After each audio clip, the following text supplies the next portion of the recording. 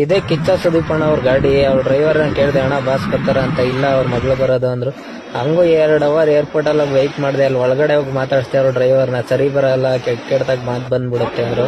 ಹೋಗ್ಲಿ ಬಿಟ್ಟಾಕಿ ಅಂದ್ರೆ ಬಾಸ್ ಬಂದ್ರು. ಒಂದ್ ಸೆಲ್ಫಿ ಕೇಳಿದೆ, ಕೊಡ್ಲಿಲ್ಲ. ಮತ್ತೆ ಕಾರ್ ಒಳಗಡೆ ಹೋಗಿ ಕೂತ್ಕೊಂಡ್ರು. ಅವಾಗ್ಲೂ ಕೇಳಿದೆ.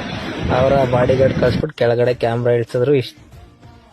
ಇದೇ ತರ ಸೆಲೆಬ್ರಿಟೀಸ್ಗಳು ಪ್ರತಿಯೊಬ್ಬ ಫ್ಯಾನ್ಸ್ಗೂ ಟ್ರೀಟ್ ಮಾಡೋದು. ಯಾವುದೇ ಸೆಲೆಬ್ರಿಟಿ ಆದ್ರೂ ಅಷ್ಟೇನೆ.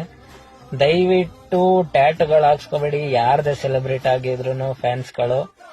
ಅದ್ಬಿಟ್ಟು ನಾವು 1 ಅವರ್ ಟಿಕೆಟ್ ವೆಯ್ಟ್ ಮಾಡ್ಕೊಂಡು 3-4 ಅವರ್ ಫಿಲಮ್ ನೋಡಿರ್ತೀವಿ.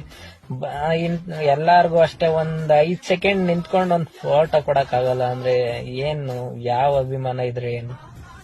ದಯವಿಟ್ಟು ಕೆಲ್ಸ ಮಾಡ್ಬೇಕು, ನಮ್ಮ ಮನೆಯವ್ರನ್ನ ಚೆನ್ನಾಗಿ ನೋಡ್ಕೋಬೇಕು.